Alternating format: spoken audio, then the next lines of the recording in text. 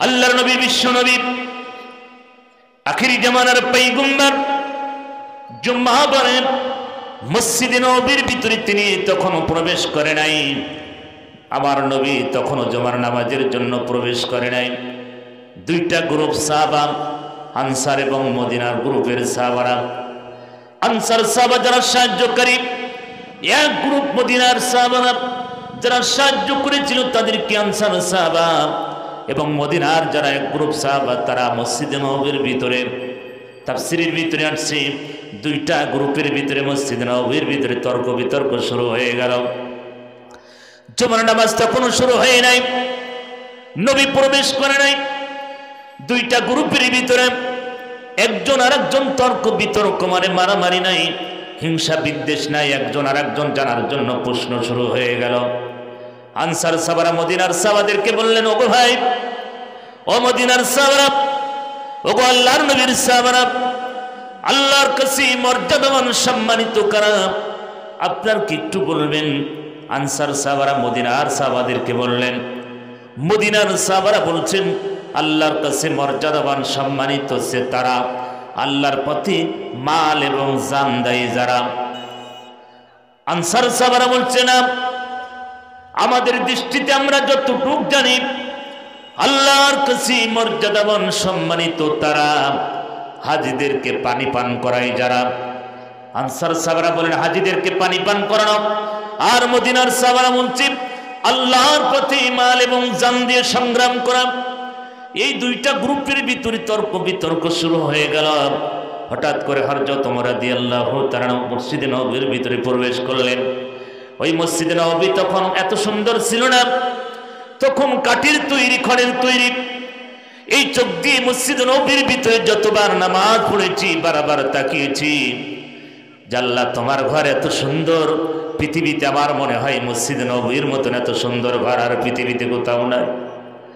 যারা গেছেন তারা হাজী সাহেব জানেন, মসজিদে নববী যেই জায়গায় আমার নবী সর্বপ্রথম যেখানে মসজিদে নববী তৈরি করেছিল, ওই জায়গায় চেষ্টা করেছি বারবার নামাজ পড়ার জন্য। আমার ভাইয়েরা, মসজিদে নববী তখন কাঠের তৈরি, খড়ের তৈরি। আল্লাহর নবী মসজিদে নববীর ভিতরে তখনও প্রবেশ করে নাই।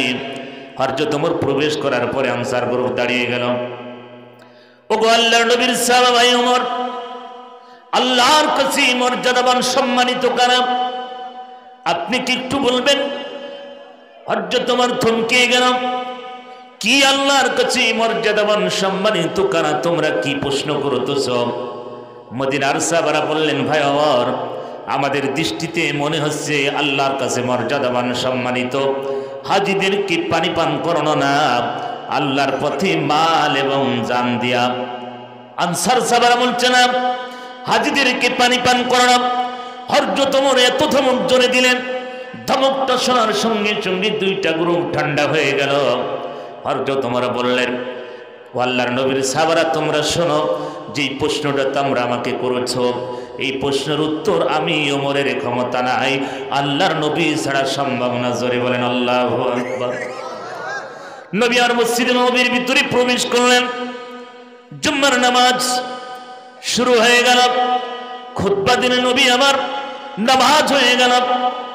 সমস্ত শেষ করে নামাজ শেষ করার পরে সাহাবাদের দিকে মুখ ফিরিয়ে বসলেন।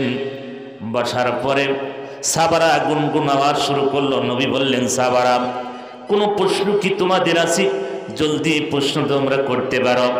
আনসার গ্রুপ দাঁড়িয়ে গেলেন, ওগো আল্লাহর নবী, বেয়াদবি মাফ করবেন, আল্লাহর কাছে মর্যাদাবান সম্মানিত কারা, একটু কি আপনি বলবেন? মদিনার গ্রুপ দাঁড়িয়ে গেলেন, ওগো আল্লাহর নবী, আল্লাহর কাছে মর্যাদাবান সম্মানিত কারা, একটু কি বলবেন? আনসার গ্রুপ বলছে, ওগো আল্লাহর নবী, আমরা যতটুকু ধারণা করেছি আল্লাহর কাছে মর্যাদাবান হাজীদেরকে পানি পান করানো।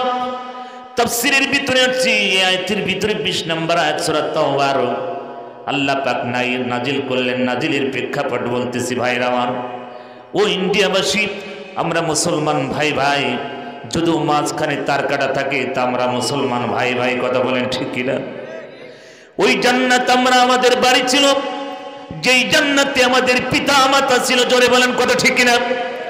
ওই জান্নাত আমরা ফিরে পেতে চাই, যেই জান্নাতে আমাদের মা এবং বাবা আদম মা হাওয়া ছিল, ওই জান্নাতে আমরা ফিরে পেতে চাই কি চাই না? জবান ছেড়ে বলেন চাই কি চাই না? ওই জান্নাত পেতে হলে এই আল্লাহর কোরআন মেনে নিতে হবে, আল্লাহর প্রতি ঈমান আনা লাগবে, রসুলের প্রতি ঈমান আনা লাগবে, কিতাবের প্রতি, পরকালের পিতা হাসর নাসরের উপরে ঈমান আনা লাগবে। লাগবে কি লাগবে না? আমার ভাইয়েরা, ও বাগিচা পড়ার ভাইয়েরা, কান দিয়ে শুনে যায়, দুনিয়া দুনিয়া দুনিয়া দুনিয়া দুনিয়া দুনিয়া, কিসের এই রঙ্গ পৃথিবী, কিসের এই দুনিয়া? চাকচিক্যময় এনার্জি বাল্বের মতন এই দুনিয়ায় বাজান, বেশি লাফালাফি করে কোনো লাভ নাই। আল্লাহ পাক বলছেন আলিকুল্লি উম্মাতিন আজল, প্রত্যেকটি জাতির জন্য আমি একটা নির্দিষ্ট সময় বেঁধে দিয়েছি রে বান্দা। কিসের লাফালাফি করবি? ফিরাউন চলে গেছে, নমরুদ চলে গেছে, বড় বড় কাফের যারা চলে গেছে। উহুদের ময়দানে ৭০ জন সাহাবার কবরের সামনে দাঁড়িয়ে চোখের পানি ফেলে কেঁদেছিলাম। ১৩ জন সাহাবা বদরের প্রান্তে কেঁদেছে। পাশেই বাটপাড়, বিশ্ব বাটপাড় আবু জেহেলের গর্ত কবর। কবরটা বলা ভুল হবে, কারণ কবর না, তাকে গর্ত করে পোতা হয়েছে। সেই আবু জেহেলের গর্তের দিকে নিক্ষেপ করেছে, থুতু দিয়েছে, কিন্তু ১৩ জন সাহাবার কবরের পাশে দাঁড়িয়ে চোখের পানি ফেলেছে। সেই সমস্ত সাহাবারা আল্লাহর নবীর জন্য, আল্লাহর জন্য, আল্লাহর দিন প্রতিষ্ঠার জন্য, কোরআন প্রতিষ্ঠার জন্য বুকের তাজা রক্ত দিয়েছে। বাতিলের কাছে কোনো মাথা নত করে নাই। জোরে বলেন কথা ঠিক কিনা? মুসলমান ভাইয়েরা, এই জন্য আমি বলে যেতে চাই, দুনিয়ার এই ক্ষণিকের এই চাকচিক্যময় এই পৃথিবী চিরদিন আপনি থাকবেন না, দুনিয়া দুনিয়া থাকবে। কিন্তু দুনিয়ার মহব্বত, ভালোবাসা আপনার অন্তরের ভিতরে ঢুকে গেলে পুরা জীবনটা বাতিল হয়ে যাবে, জাহান্নামে যাওয়া লাগবে। কথা বলেন ঠিক কিনা? নবী আমার মাথাটা নিচু করলেন, কারণ আমার নবী সাহাবারা প্রশ্ন করলেন, কারণ নবী ওহীর অপেক্ষায়, কারণ নবী আমার ওহী ছাড়া কোনো কথা বলেন না। কথা বলেন ঠিক কিনা? আর আমরা মুসলমান যদি হতাম, ফতুয়ার ডালি নিয়ে বসে যেতাম। ধরে বলেন কথা ঠিক কিনা? রসুল সাহাবারা প্রশ্ন করলেন, আমার রসুল মাথাটা নিচু করলেন, কারণ এই প্রশ্ন উত্তর ওহীর অপেক্ষায় আমার রসুল বসে থাকলে। আর আমরা যদি হতাম, আপনাদের এই অঞ্চলে আছে কি জানি না, আমাদের দেশের চার দোকানদের বসে যত রকম ফতুয়া, সব চার দোকানে। আপনাদের এলাকায় আছে কি রকম? যত রকম ফতুয়া সব চার দোকান। চার দোকানদার হয় মুফতি, আর যারা চা খায় ওরা সব মুহাদ্দিস আর মুফাসসির। কথা বলেন? যত রকম ফতুয়া সব চার দোকানে। এ হুজুর খারাপ, ও খারাপ, ও খারাপ, ও যে সাফি পানি নাই না, ও হচ্ছে আল্লাহর ওলি। কথা বলেন? আপনাদের দেশে আছে কি? আমার তার মানে এরকম বাটপার সব জায়গায় আছে। আমার ভাইরা রাগ করতেছেন নাকি?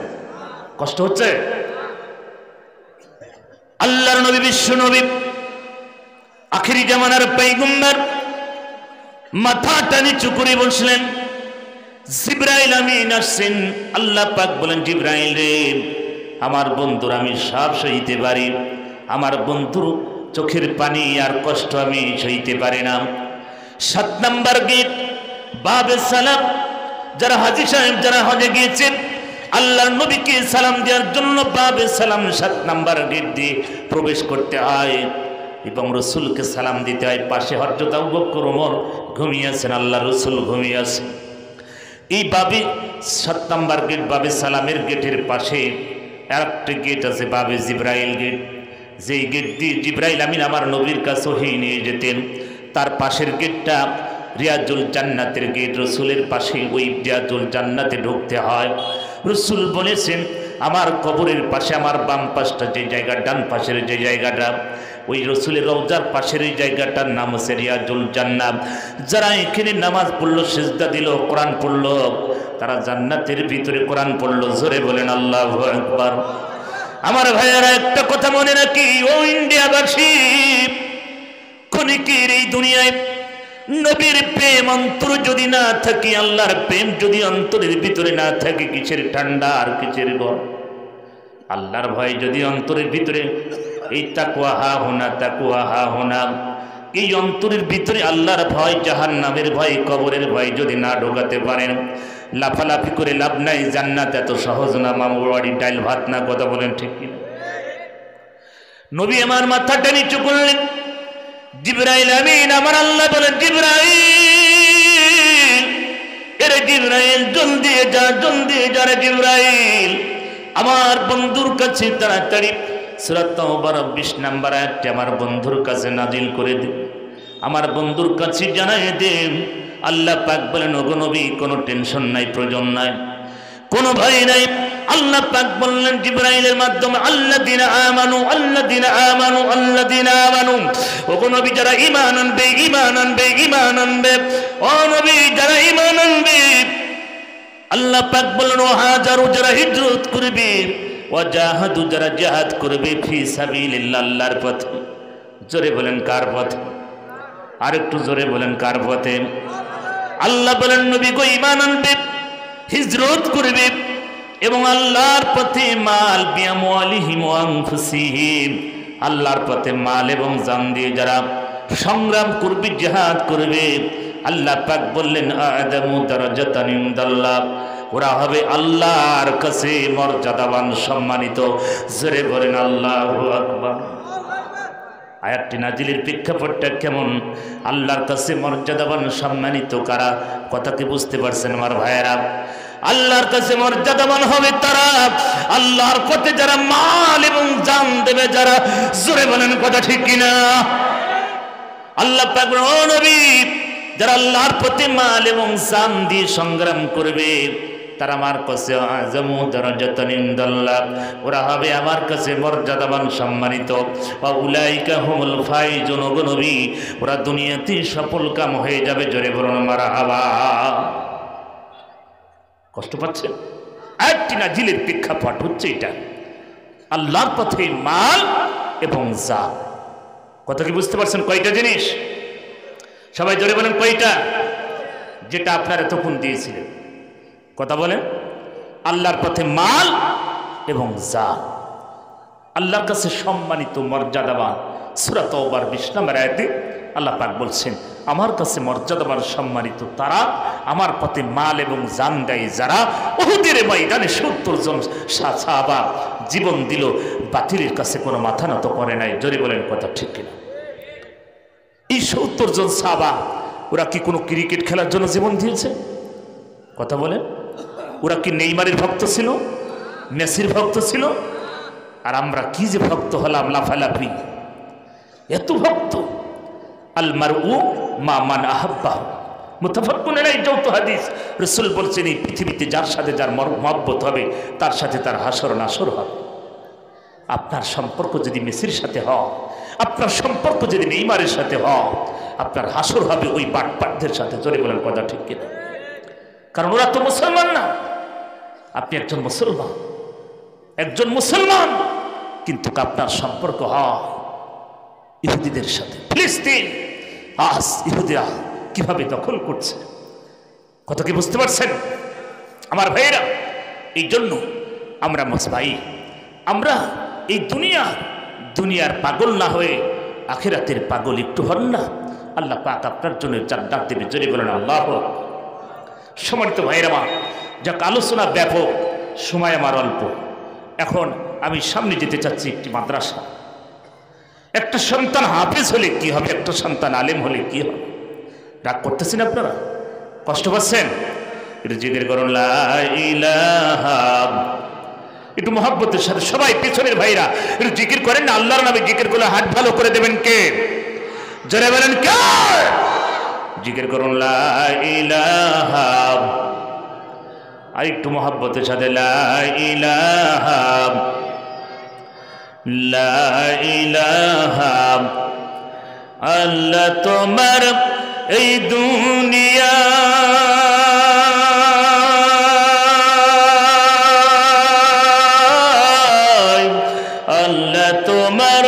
এই দুনিয়ায় কেউ আসে কেউ চলে যায়, তবু তোমার ভয় কারো কাঁদে না হৃদয়, তবু তোমার ভয় কারো কাঁদে না হৃদয়। লা ইলাহা, লা ইলাহা ইল্লাল্লাহ মুহাম্মাদুর রাসূলুল্লাহ সাল্লাল্লাহু আলাইহি সাল্লাম। আমার ভাইয়েরা, কষ্ট হচ্ছে আপনাদের? একটি সন্তান হাফেজ হলে কি হবে, একটা সন্তান আলেম হলে কি হবে? সংক্ষিপ্ত, তালাবুল ইলমি ফরিদাতুন আলা কুল্লি মুসলিম ওয়াল মুসলিমা। প্রত্যেকটি নারী এবং পুরুষের উপরে ইলম চর্চা, জ্ঞান অন্বেষণ করা ফরজ। আজ আপনারা মনে করছেন খালি হুজুররাই জ্ঞান মানে কোরআন শিখবে আর আমরা বসে বসে খালি চার দোকানে বাবুগিরি করবো না। প্রত্যেকটি নারী এবং পুরুষ ইলম চর্চা করা তাদের জন্য ফরজ। আমার ভাইরা, এই জন্য একটা সন্তানকে হাফেজ বানানো, আলেম বানানো। আজ আমাদের সন্তানগুলো হয়েছে ইয়াবাখোর, গাঁজাখোর, বিড়িখোর, সিগারেটখোর, টায়ারখোর। জোরে বলেন কথা ঠিক কিনা? আজ আমাদের সন্তানগুলো নষ্ট হচ্ছে, নেশার ভিতরে আবদ্ধ হয়ে যাচ্ছে। আজকে সন্তানগুলো নষ্ট হচ্ছে ফ্রি ফায়ার, পাবজি, কি যে খেলা, এগুলো সব ওরা দিয়েছে মুসলমানদের ইমানকে ধ্বংস করার জন্য। কথা বলে ঠিক কিনা? আজ আমাদের পরিবারে আমাদের সন্তানগুলো নষ্ট হচ্ছে, আজকে জাহান্নামের দিকে যাচ্ছে। ফজরের নামাজের জন্য সন্তান, বাবা ডাকতেছে, আব্দুল করিম মসজিদের আজান হচ্ছে, বাবা চলো। মা বলছে আমার সন্তানকে ডাকবে না, সারা রাত ফ্রি ফায়ার খেলছে, পাবজি খেলছে, রাত 2টো পর্যন্ত ফ্রি ফায়ার খেলছে, এখন সন্তান ঘুমাবে, ওর শরীর নষ্ট হবে, এখন ডাকবে না। তোমার মসজিদে যাচ্ছ, তুমি যাও, আমার সন্তানকে ডেকো না।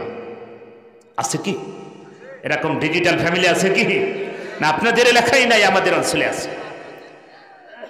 সন্তানের ঘুমের কষ্ট হবে, সন্তানের কষ্ট হবে, এই ভেবে মা বলছে আমার সন্তানকে ডেকো না। সন্তান ওদিক জাহান্নামে যাচ্ছে, বাবা মসজিদে চলে যাচ্ছে। কথা বলে আছে কিনা? এরকম আছে কিনা?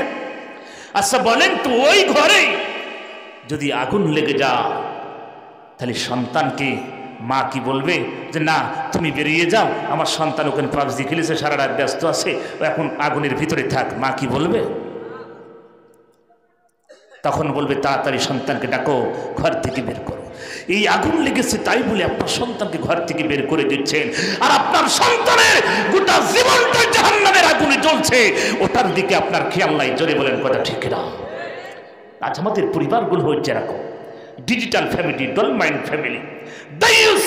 ওই পরিবার, যেই পরিবারে পর্দা থাকে না, যেই পরিবারে দায়ুস, বাইরের বেগুনা পুরুষকে নিয়ে সে খারাপ কাজে লিপ্ত হয়, এরকম পরিবার আছে কিনা? আমরা ওই পরিবারকে বলি ডলমাইন্ড ফ্যামিলি, দায়ুস ফ্যামিলি। যেই পরিবার রাসূল বলছেন ওরা কোনোদিন জান্নাতে যাবে। আছে কি?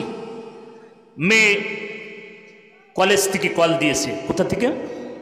মেয়ে কল দিচ্ছে, হ্যালো আম্মু, আমার কলেজের বয়ফ্রেন্ড তুফান আসবে। কে আসবে? আমি কি বাড়িতে আনতে পারি আম্মু? আম্মু বলছে কেন আনবা না বিউটি, কেন আনবা না? আম্মু যখন মুর্শিদাবাদের সরকারি কলেজে পড়তাম, আমারও ওরম 8-10টা বয়ফ্রেন্ড ছিল। এখন মা যদি বলে 8-10টা বয়ফ্রেন্ড ছিল, মেয়ে কি এক টানবে না পুরো কলেজ ধরে নিয়ে চলে আসবে? কথা বলেন? কারণ মা তো অর্ডারে দিয়ে দিল। মেয়ে বিউটি তুফানকে নিয়ে আসতেছে। কাকে? বন্ধুর নাম কি? তুফানের কাম কি? কি করা? তুফান আসা মানে কি? ভেঙে ফেলা, লন্ড ভন্ড করা। তাহলে তুফান আনতেছে, কথা কি বুঝতে পারছে? তুফান আসলো বাড়িতে, সালাম দিচ্ছে, আসসালামু আলাইকুম আন্টি, কেমন আছেন আন্টি? আন্টি বলছো ও বাবা তুফান, তুমি নাকি বলে আমার বাড়িতে আসতে চাও না, লজ্জা পাও, শরম পাও। কিসের লজ্জা, কিসের শরম? তুমি তো আমারই শোনা, আমারই ছেলের মতো, তোমার জন্য দরজা জানালা সব খোলা, ভজালে চলে আসবা। আচ্ছা, চোরকে যদি কেউ বলে, এই চাচাজান যদি চোরকে বলে, দেখো তুমি তো চোর, তুমি এই আমার দরজা পাশে বসে কোরআন শরীফ পড়ো, আর আমি দরজা খুলি থলাম, চোর কি কোরআন পড়বে না চুরি করবে? কথা বলেন? বিউটি আর তুফান চান্স পাইছে অনেক দিন পরে। মা বলছে বাবা তুফান আর বিউটি তোমরা গেস্ট হাউসে গল্প করো, আমি একটু চা নাস্তা আনি। কি আনি? আচ্ছা বলেন তো, বিউটি আর তুফান অনেক দিন পরে চান্স পাইছে, ওরা কি এখন তাহাজ্জুদের নামাজ পড়বে? কথা বলো। আল্লাহ নবী বিশ্ব নবী বলেন, দায়ুস ওই পরিবার যেই পরিবারের ভিতরে পর্দা থাকে না, যেই পরিবারের স্বামী স্ত্রীর ভিতরে পর্দা, সন্তান বাইরের পুরুষগুলো নিয়ে এসে খারাপ কাজে লিপ্ত করায়। আমাদের সমাজে এরকম পরিবার, জোরে বলেন আছে কি আছে না? বাইরের পুরুষ নিয়ে এসে খারাপ কাজে মেয়ের দিকে পড়াইয়ে দেয়। যা বয়ফ্রেন্ড গল্প করো, বাইরের পুরুষ নিয়ে এসে ভাবির সাথে গল্প করায়, স্ত্রীর সাথে গল্প করায়। ও আমার ভাইয়েরা, ও মুর্শিদাবাদের মায়েরা, ও ও বাগিচা পাড়ার মায়েদের পায়ে হাত থেকে বলে যায় মা, এই ক্ষণিকের এই দুনিয়ায় মাগো জাহান্নামের কথা কি মনে পড়ে না, কবরের কথা কি মনে পড়ে না? ও মা, 5টা কাপড়ের কথা কি মনে পড়ে না? ও মা, তোমার বাড়ির পাশে রহিমা কবরে চলে গেছে, তোমার বাড়ির পাশে খাদিজা চলে গেছে মা, 5টা কাপড়ের কাপড় নিয়ে ঠান্ডার ভিতরে ঝোড় বাগানে বাঁশ বাগানে ঘুমিয়ে আছে গো মা। ওই কবরের কথা কি মনে পড়ে না? বাইরের পুরুষের সাথে খারাপ কাজে লিপ্ত হওয়ার প্রয়োজন নাই। এই জন্য একটা সন্তানকে আদর্শবান বানানোর জন্য আল্লাহর কোরআন ছাড়া এটা সম্ভব না। জোরে বলেন কথা ঠিক কিনা? কেমন করে ঘুমাও মানুষ, ও বাগিচা বাগান মানুষেরা, কেমন করে ঘুমাও তোমরা ফজর করে কাজা, এমন তো হতে পারে তোমার জহুরে জানাজা। কথা বলেন, এমন তো হতে পারে তোমার আসরি জানাজা। কেমন করে ঘুমাও মানুষ, কেমন করে ঘুমাও মানুষ ফজর করে কাজা, এমন তো হতে পারে জহুরে জানাজা তোমার, এমন তো হতে পারে আসরি জানাজা। কথা বলেন ঠিক কিনা? মুসলিম হয় না জন্ম নিলে মুসলমানের ঘরে, কাফের মুমিন পার্থক্য হয় সালাতের ভিতরে, মুমিন নামাজের ভিতরে। কথা ঠিক না? মুসলিম হয় না জন্ম নিলে মুসলমানের ঘরে, কাফের মুমিন পার্থক্য হয় সালাতের ভিতরে।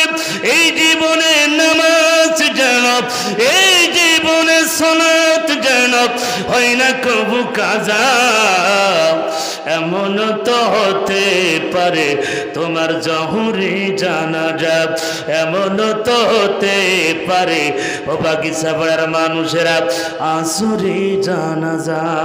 জোরে বলেন কথা ঠিক কিনা? কষ্ট হচ্ছে বাজা? ওয়াজ কিন্তু শুরু, কি এতক্ষণ ভূমিকা ছিল, আমার আলোচনা শেষ। কথা কি বুঝতে পারলেন? মেহমান চলে আসছে। আমার যেই কথা বলতেছিলাম, একটা সন্তান আলেম বানান, একটা সন্তান হাফেজ বানান। একটা হাফেজের সম্মান কেমন হবে? মাদ্রাসায় সন্তান পড়ালে কেমন হবে রে বাজার? সময় যদি থাকতো কিছুটা আলোচনা করতে পারতাম, সময় আমার কম। একটা সন্তান হাফেজ যদি কানাতে পারেন, আপনার এই এলাকায় যদি একজন এমএলএ আসে, একজন মন্ত্রী আসে, আপনাদের মাননীয় মমতা ব্যানার্জি যদি মুখ্যমন্ত্রী আসে, তার জন্য এলাকায় কত ফুল বাগান দিয়ে সুন্দর করে সাজানো হয়, কত গেট কত সুন্দর করে সাজানো হয়। জোরে বলেন কথা ঠিক কিনা? রাসূল বলেন, কিতাবের ভিতরে আছে একজন হাফেজের সম্মান আমার আল্লাহর কাছে কেমন হবে? ও বাগিচা পাড়ার ভাইরা, ও মসজিদে বানের ভাইরা, পায়ে হাত থেকে বলি, একটা সন্তান আলেম বানান, একটা সন্তান হাফেজ বানান, কপাল খুলে যাবে। রাসূল বলেন, একটা সন্তান হাফেজ হলে কি হবে? সন্তান যখন হাফেজ হবে, এই সন্তান জান্নাতের দিকে দৌড়াতে যাবে। হাসরের ময়দানে হিসাব নিকাশ শেষ হয়ে যাবে, হাফেজ সাহেব জান্নাতের দিকে দৌড়াতে থাকবে। এক নাই দুই নাই, কিতাবের ভিতরে উঠছে হাফেজ সাহেবের জন্য জান্নাতে যাওয়ার আগে এক নাই দুই নাই ৭০,০০০ গেট তৈরি হবে। জোরে বলুন সুবহানাল্লাহ। কত হাজার গেট? আরো জোরে বলেন, কত হাজার গেট?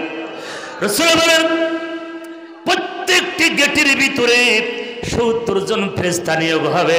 তারা ওয়েলকাম জানাবে, ফুল দিয়ে হাফেজ সাহেবকে বরণ করবে।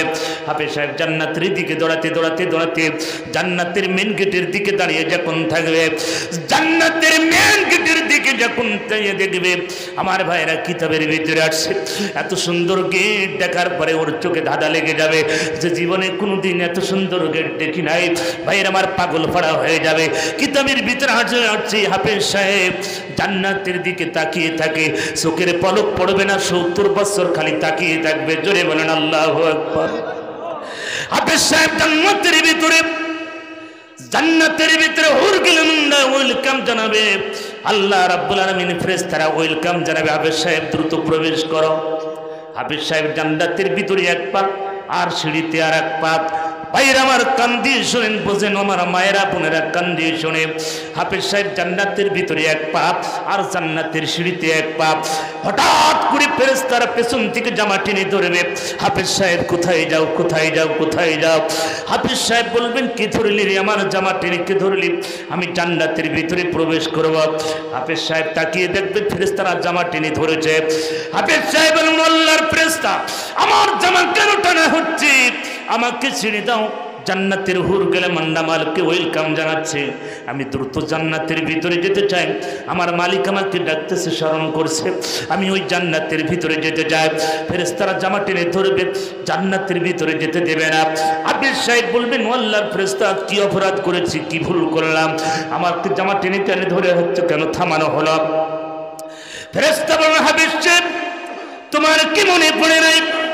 তুমি যার বাড়ির খাবার খেয়ে হাফেজ হয়েছো, যার টাকা খেয়ে তুমি হাফেজ হয়েছো, যার বাড়ি আমাদের দেশে বলে জাগিরালা লজেনালা বাড়ি, যার বাড়িতে খাবার খেয়ে তুমি হাফেজ হয়েছো, যার টাকা খেয়ে তুমি হাফেজ হলে, যার বাড়িতে থেকে থেকে তুমি হাফেজ হয়েছো, ওই বাড়িওয়ালাকে না নিয়ে কেমনে তুমি জান্নাতের ভিতরে যেতে চাও?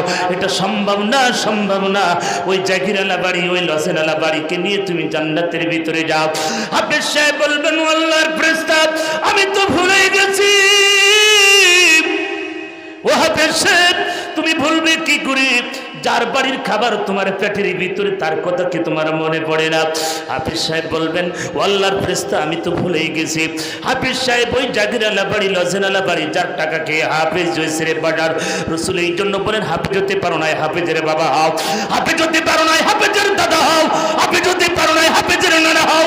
হাফেজ হতে পারো নাই, হাফেজের শ্বশুর হও। এই কপাল খুলে যাবে রে বাজান, এই কপাল খুলে যাবে। হাফেজ আলেমের বাবা হতে পারো নাই, আলেমের দাদা হও। আলেম হতে পারো নাই, আলেমের সাহ নানা হও, আলেমের শ্বশুর হও, কপাল খুলে যাবে রে বাজান। এই জন্য রাসূল বলেছেন, একটা সন্তান হাফেজ বানানা, আলেম বানাও।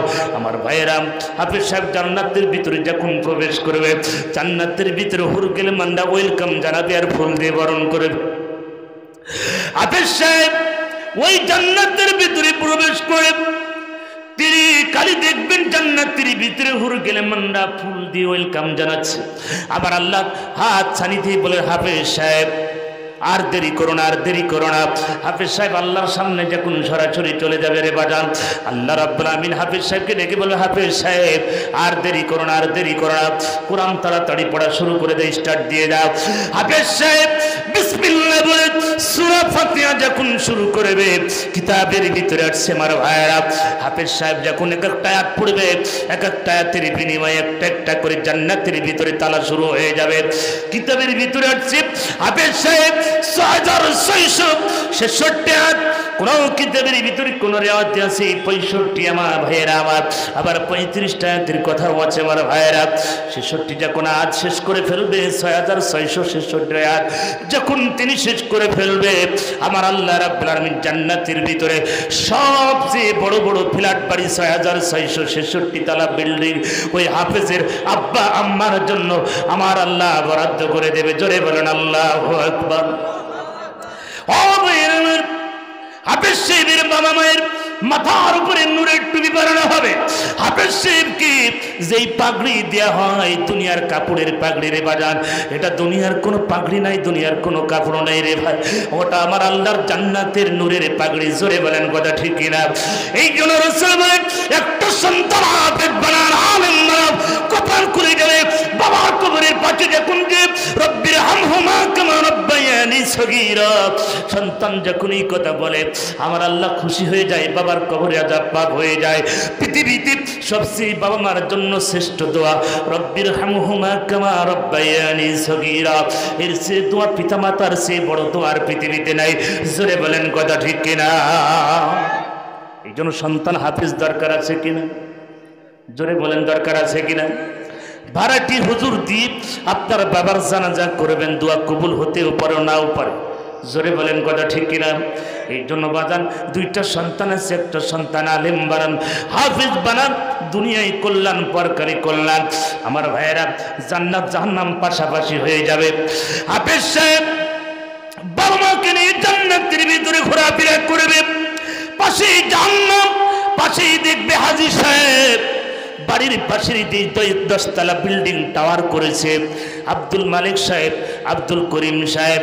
আজকে তারা জাহান্নামের ভিতরে লাফালাফি করছে, তারা জাহান্নামের দরজা ধরে লাফালাফি করছে। আর পাশে জান্নাত, আব্দুল করিমের বাবা জান্নাতের গ্রিল ধরে দাঁড়িয়ে আছে। ওই পাশের লোকটা দেখবে আব্দুল করিম একজন রিক্সা চালক, ভ্যান চালক, আমার ভাইয়েরা, একজন পোয়েট, একজন শ্রমিক। সে এত সুন্দর ফ্ল্যাট বাড়ি পাইল কি করে? এই 6666 তলা বিল্ডিং কিভাবে পাইল? ফেরেশতারা বলবে ওর একটা সন্তান হাফেজ হওয়ার কারণে, আলেম হওয়ার কারণে আমার আল্লাহ আজকে খুশি হয়ে 6666 তলা বিল্ডিং হাফেজের আব্বা আম্মার জন্য বরাদ্দ করে দিয়েছে। দুনিয়ায় যদি রিক্সা চালায় তাও আমার আল্লাহর কাছে দামি। আর ওই ব্যক্তি কোটি কোটি টাকার সম্পদ, বাড়ি গাড়ি, টাওয়ারের মালিক, ইন্ডাস্ট্রিজের মালিক, ব্যাংবালিজের মালিক, জাহান্নামের ভিতরে হাবুডুবু খেয়ে বেজান। ও মুর্শিদাবাদের ভাইয়েরা, ও বাগিচা পাড়ার ভাইয়েরা, কান দিয়ে শুনি যাই বাজান, দুনিয়া দুনিয়া দুনিয়া দুনিয়া দুনিয়া। এই দুনিয়ার পাগল হইলে হবে না। বাবা চলে গেছে, মা চলে গেছে, অন্ধকার গহীন কবরে বাবা ফিরে আসবে না, মা ফিরে আসবে না। ওই কবরের ভিতরে কেমনে থাকবে, কিভাবে থাকবে? আল্লাহ পাক বললেন ওয়ালিকুল্লি উম্মাতিন আজল, প্রত্যেকটি জাতির জন্য আমি একটা নির্দিষ্ট সময় বেঁধে দিয়েছি রে বাপ। আমার বাবা নাই, মা নাই, ওই কবরের ভিতরে কেমনে থাকবে? এই ঠান্ডা পানি দিয়ে উজু করতে কত কষ্ট হয় রে বাজান। কিন্তু বাবা চলে গেল, যেই বাবা আপনাকে কষ্ট করে মানুষ করলো, যেই মা 10 মাস 10 দিন আলুর বস্তার মতন করে টেনে টেনে মানুষ করলো, সেই মাছকে ঝোড় বাগানে ঘুমিয়ে গেল, খাট নাই, বিছানা নাই। যেই মা আপনাকে ঠান্ডা লাগতে দেয় নাই, সেই মাকে আপনি বিছানা দিলেন না, খাট দিলেন না, বালিশ দিলেন না, 5টা কাপড়ের কাপড় দিয়ে চকলেটের মতন মোড়াইয়া ওই কবরে রেখে আসলে বাজান একবার কি মনে পড়ে না আমার মা কেমনে থাকবে, আমার বাবা কেমনে থাকবে, ওই মাটির কবরে কেমনে থাকবে? যেই মা আমাকে ঠান্ডা লাগতে দেয় না, যেই বাবা আমাকে কষ্ট করেছে, মানুষ করেছে, বাজার থেকে আপেল কমলা কলা নিয়ে এসে খাওয়াইলো, সেই বাবা আজকে কবরের ভিতরে কেমনে আছে, কিভাবে আছে? মনে কি পড়ে না? ও মুর্শিদাবাদের যুবকেরা, মনে কি পড়ে না যে এই বাবা মা তোমার জন্য এত কষ্ট করলো? সেই বাবা আজকে অন্ধকার গহীন কবরের মধ্যে ঘুমিয়ে গেল। দালান কোটা নাই, খাট নাই, শোকেস নাই, ভাইয়েরা, আবার এসি নাই, কিচ্ছু নাই, ঠান্ডার ভিতরে কেমনে আমার বাবা ঘুমায়? আমি যখন বাড়ি থেকে রওনা দিলাম, আমার মা দরজার মুখে, গেটের মুখে দাঁড়িয়ে, যতক্ষণ গাড়িতে উঠলাম না, আমার মা গেটের সামনে দাঁড়িয়ে থাকলো। আমি বললাম মা আপনি বাড়ির ভিতরে চলে যান। মা কি জিনিস বাজান রে, মার মতন জিনিস পৃথিবীতে আর হয় না। রাসূল বলেন heaven lies at the foot of mother, মায়ের পায়ের নিচে সন্তানের বেহে। মার মতন পৃথিবীতে আপন মিষ্টি জিনিস, মধুর মতন আর পৃথিবীর কোনো মানুষ হতে পারে না। জোরে বলেন কথা ঠিক না? যেই বাড়িতে খাবার খেয়েছিলাম, আমার ওই সাইদ ভাইয়ের বাড়িতে, আমার ভাইয়েরা বললেন আমার আব্বাজান যখন ছিলেন সব কিছু ফেলে চলে যেতাম, কোনো কিছু মনে হতো না, কিন্তু আজকে বাবা নাই, ফাঁকি হয়ে গেল বাড়িটা। আমার ভাইয়েরা, আমি যত রাতে বাড়িতে যাই, আমার মা দ্রুত কেসি গেট খুলে, মেন গেট খুলে দেয়। রাত গভীরের সময় 2টা গেলে আমার মা ঠান্ডার ভিতরে উঠে বাড়িতে গেট খুলে দেয়। এই মা যেদিন থাকবে না, গেট খোলার মতন মানুষ আর এরকম খুঁজে পাওয়া যাবে না। জোরে বলেন কথা ঠিক না? ফজরের সময় আমার আব্বা আমাদেরকে ডাকতো, বাবা হুসাইন, ফজরের আজান হয়ে গেল, বাবা মসজিদে চলো। বা আজকে 5টা-6টা বছর হয়ে গেল, বাবা কোনোদিন আর ডাক দেয় না, মসজিদের সামনে ঘুমিয়ে আছে আমার আব্বা। বারবার যাই মসজিদে সালাম সাব, আমার বাবার কবরে সালাম দিই। যেই বাবা এত কষ্ট করে আমাদেরকে মানুষ করে পিঠ ব্যাকা করে ফেলেছে, যেই বাবা কষ্ট করে মাঠে খেটে খেটে আমাদের জন্য খাবার জুগিয়েছে, সেই বাবা অন্ধকার গহীন কবরে ঘুমিয়ে আছে, সেই মা ঘুমিয়ে আছে। আমি মুসাফির মানুষ বানান, আমি হাত দিয়ে খাবার গিলাপ ধরেছি, বারবার কেঁদেছি, হাজরে আসাদ পাথরে চুমে দিয়েছি, মাকাম ইব্রাহিম সিন্দার দিয়েছি রে বাজার। এমন কোন আল্লাহর গোলামকে এই ময়দানে আমি পাবো না। বাজান মুসাফির আমি গুনাহগার হতে পারি, এই পৃথিবীতে সবচেয়ে বড় গুনাহগার আমি। আমার বাজান রে, গুনাহগার হতে পারি কিন্তু মুসাফির। এই হাত দিয়ে কাবার গিলাফ বারবার ধরেছি, এমন কোন সন্তান এই ময়দানে কি পাবো না, এমন কোন আল্লাহর গোলামকে এই ময়দানে পাবো না। মাদ্রাসার কাজ হবে বাজান, অনেক টাকা পয়সা দিয়েছেন আমার ভাইয়েরা। আমি দেখতে চাই বাংলাদেশের মানুষ আপনাদেরকে দেখতে চাই, আমি দোয়া করে দিয়ে যাব বাজান। এমন কোন আল্লাহর গোলাম কি ইচ্ছাকৃতি আছে কি হুজুর বাবা চলে গেছে, মা চলে গেছে অন্ধকার গহীন কবরে, ওই বাবা ফিরে আসবে না, মা ফিরে আসবে না, বাবার জন্য মায়ের জন্য এমন একজন সন্তান আমি দেখতে চাই ইচ্ছাকৃতি ভাবে দাঁড়িয়ে যাবে, সহজ সরল ভাবে দাঁড়িয়ে যাবে। হুজুর আমি এই মাদ্রাসার জন্য আমি 20 বস্তা সিমেন্ট দিয়ে দেওয়া, হুজুর আমি 10 বস্তা সিমেন্ট দিয়ে দেব, হুজুর আমি 1 মণ রড দিয়ে দেব, 1000 ইট দিয়ে দেব। আল্লাহর কোন গোলামকে এই ময়দানে হুজুর পাবো না। হুজুর আমি 5,000 টাকা দিয়ে দেব, 10,000 টাকা দিয়ে দেব। আল্লাহর এমন কোন গোলাম নাই বাবারে, দুনিয়া দুনিয়া দুনিয়া পাগল হইলে হবে না। আমি আপনি কবরের বাসিন্দার কখন হয়ে যাব কেউ জানে না, আমি আপনি কখন চলে যাব কেউ দুনিয়ার মানুষ জানে না। রাতে ঘুমিয়েছেন, সকালে আপনি দুনিয়ার জগতে লাশ হয়ে যাবে। জোরে বলেন কথা ঠিক না? একদিন মাটির ভিতরে হবে ঘরে মন আমার, কেন বন্ধ দালান ঘর। কথা বলেন ঠিক না?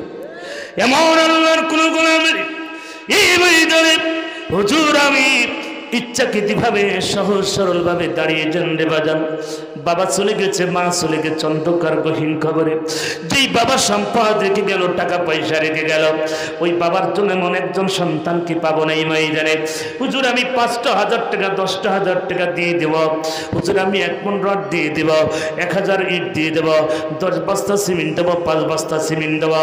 এমন আল্লাহ কোন গোলাম থাকলে হাত বাড়িয়ে দিতেন বাজার, আমি মুসাফির মানুষ প্রাণ ভরে দোয়া করে দিয়ে যাব। কারণ এই দুনিয়ায় চিরদিন আমরা থাকবো না। জোরে বলেন কথা ঠিক কিনা? জিজ্ঞেস করুন লা ইলাহা,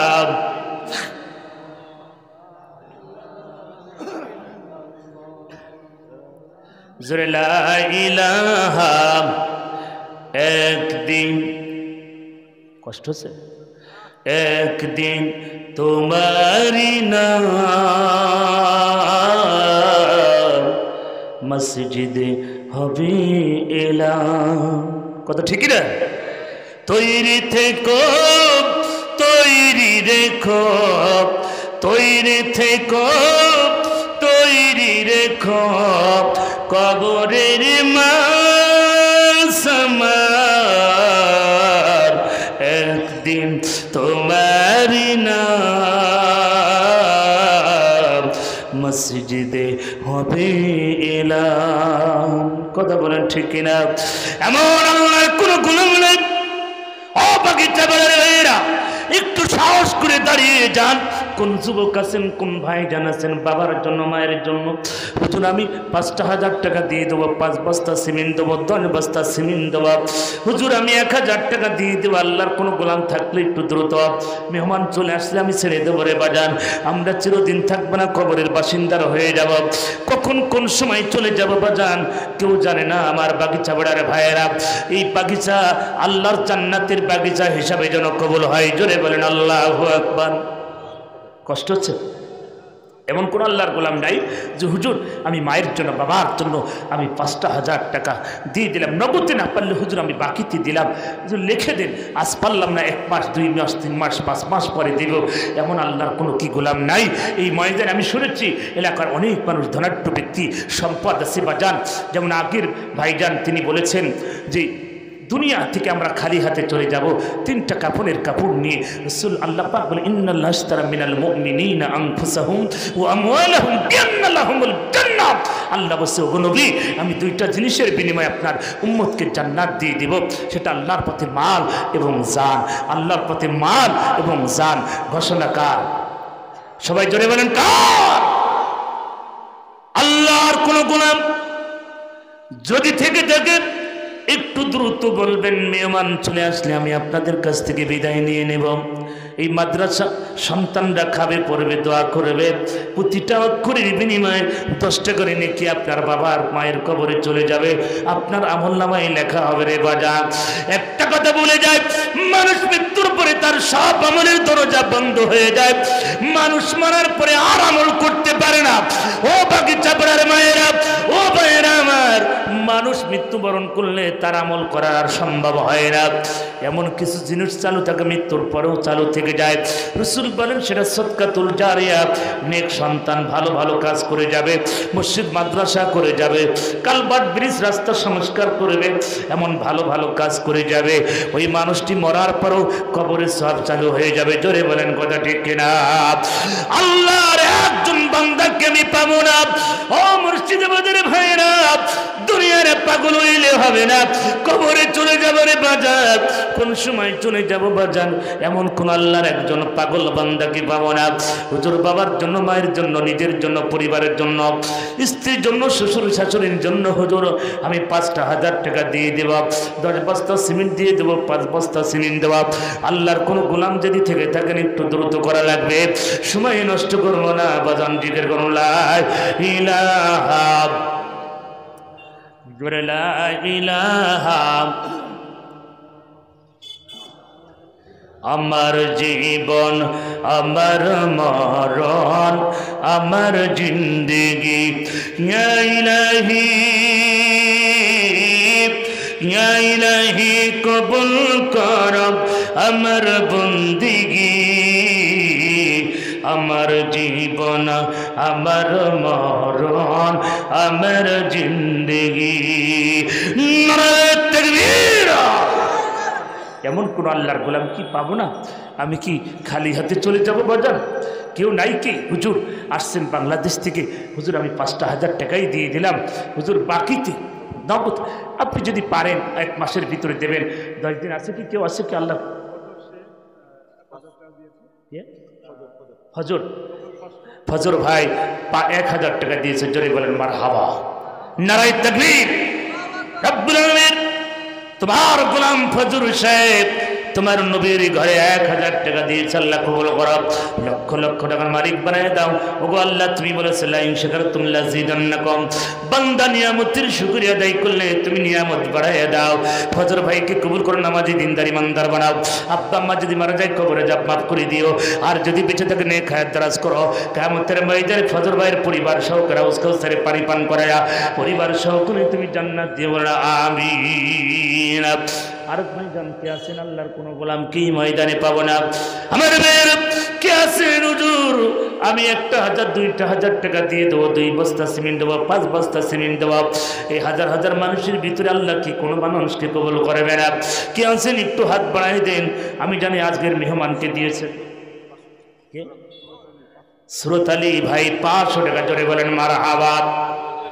রব্বুল আলামিন তোমার বান্দা সুরত আলী 500 টাকা দিয়েছে। আল্লাহ কবুল করো, সুস্থতা দান করো, নেক হায়াত দারাজ করো, পরিবার কবুল করো। কিয়ামতের ময়দানে উসকার সারে পানি পান করায়া পরিবার সহ কোন তুমি জান্নাত দিও না, আমিন। আমার ভাইরা কে কে একটু দ্রুত নাম বলেন। কালাম ভাই, আল্লাহ তোমার বান্দা কালাম সাহেব 1,000 টাকা। জোরে বলেন মারহাবা। রব্বুল আলামিন তোমার বান্দা আবুল কালাম সাহেব আল্লাহ 1,000 টাকা করলো দান। আল্লাহ বাড়িয়ে দাও মান, লক্ষ লক্ষ মালিক বানা মনে সাবরণ করা। কিয়ামতের ময়দানে উসকার সারে পানি পান করায়া হযরত আবু বকরের সঙ্গী বানায় দিয়ে বলেন আমিন। আমার বাইরে একটু দ্রুত করবেন। ডান পাশের ভাইয়েরা, সামনের ভাইয়েরা, বাম পাশের ভাইয়েরা। হুজুর বাবা নাই, মা নাই, হুজুর বাবার জন্য আমি 1,000 টাকা দিলাম। সম্মান, কোরআনের সম্মানের ক্ষেত্রে 1,000 দিয়ে গেলাম। বাকিতে নগদে ভাইয়েরা আমার যা পারেন। হুজুর আজ পারলাম না। আল্লাহর কোন গোলাম থাকলে একটু দ্রুত করেন। কে? সাকির ভাই বাড়ি কোথায়? বাগিচা পাড়ার সাকির ভাই, সাকির আহমেদ সাহেব 5,000 টাকা। জোরে বলেন মারহাবা। রব্বুল আলামিন তোমার বান্দা সাকির ও মালিক আসাগির সে 5,000 টাকা করেছে দান, আল্লাহ বাড়িয়ে দেওয়ান, মনের আশা পূরণ করো আল্লাহ, লক্ষ লক্ষ মালিক বাড়ায় দাও। আব্বা আম্মা যদি বেঁচে থাকেন খায় দারাজ করো, মারা যদি যায় কবরে দাও, মাফ করে দাও। সাকির ভাই স্ত্রী সন্তান যদি থেকে থেকে কবুল করে নাও, ব্যবসা বাণিজ্য বরকত দাও, চাকরি ভিতরে বরকত দাও, কৃষিতে বরকত দাও। কিয়ামতের ময়দানে সাকির ভাইয়ের পরিবার সহকারে হযরত ওসমান গনির সাথে তুমি জান্নাত দিও না, আমিন। নাম বলতে চাই নাই, অনিসু ভাইরা আবার 1000 টাকা জোরে বলেন মারহাবা। ওগো মালিক তোমার এই গোলাম নাম বলতে চাই নাই, গোপনে দান জায়েজ, প্রকাশ্যেও জায়েজ। সূরা বানী ইসরাঈল 30 নম্বর আয়াতের ভিতরে আমার আল্লাহ বলছেন গোপনেও জায়েজ, প্রকাশ্যেও জায়েজ। আমার ভাইয়েরা নাম বলতে চাই না, আল্লাহ কবুল করো, মনের আশা পূরণ করো, নামাজি দিনদার ইমানদার বানাও। কিয়ামতের ময়দানে তোমার এই গোলামকে হযরত আলীর সঙ্গী বানায় দেব, আমিন। আরেকজন ভাই নাম বলতে চাই নাই, 2000 টাকা জোরে বলেন মারহাবা। রব্বুল আলামিন তোমার গোলাম আল্লাহ যিনি নাম বলতে চাই নাই, গোপনে করলো দান, আল্লাহ বাড়িয়ে দাও। আমার আল্লাহ পরিবারটা কবুল করো, আব্বা আম্মাকে মাফ করে দাও, স্ত্রী সন্তান থাকলে কবুল করো। কিয়ামতের ময়দানে হাউস কাউসারে পানি পান করাইয়া হযরত আলীর সঙ্গী বানাই দেব, আমিন। আমার জীবন, আমার মরণ, আমার জিন্দেগি ইয়া ইলাহি, ইয়া ইলাহি কবুল করো আমার বন্দিগি, আমার জীবন, আমার মরণ, আমার জিন্দেগি লা ইলাহা। কি আছে কি মেহমান আসছে, মেহমান আছে জোরে লা ইলাহা। বাজান এমন কোন আল্লাহর গোলাম নাই হুজুর আপনার হাতে কি 500 টাকা দিয়ে দিলাম, হুজুর এই মাদ্রাসা কিয়ামত পর্যন্ত থাকবে, আপনিও বসে বসে সওয়াব পাবেন, আপনার বাবা মা দাদা দাদি এইভাবে সওয়াব পেতে থাকবে। ভাইরা আমার দান করলে কমে না, আল্লাহ পাক বলেন লাইন শাকারতুম লাযীদান্নাকুম। বান্দা নিয়ামতের শুকরিয়া আদায় কর, আমি তোর নিয়ামত বাড়াই দেব। 1 বিঘা জমির মালিক আমি আল্লাহ 2 বিঘা বানাই দেব, 1 তলার মালিক আমি আল্লাহ 2 তলা বানাই দেব। আমার আল্লাহ পারে কি পারে না, পারে কি পারে না, জোরে বলেন পারে কি পারে না? আমার আল্লাহ পারে। বাজান বাগিচা পাড়ার ভাইরা আল্লাহর কোনো গোলাম এই ময়দানে আসে, হুজুর 1 বস্তা সিমেন্ট লিখে দিলাম, 2 বস্তা সিমেন্ট বাবার জন্য লিখে দিলাম, বাবা কবরে ঘুমিয়ে আছে, কিভাবে আছে জানি না। আমার সম্মানিত ভাইয়ের আমার এই জন্য যে যা পেরেছে আগে দিয়েছেন, হাজার হাজার টাকা দিয়েছেন, অনেক টাকা পয়সা দিয়েছেন। এই মাদ্রাসা আপনাদেরই। রেজাউল ভাই মায়ের নামে 500 টাকা আল্লাহ কবুল করো।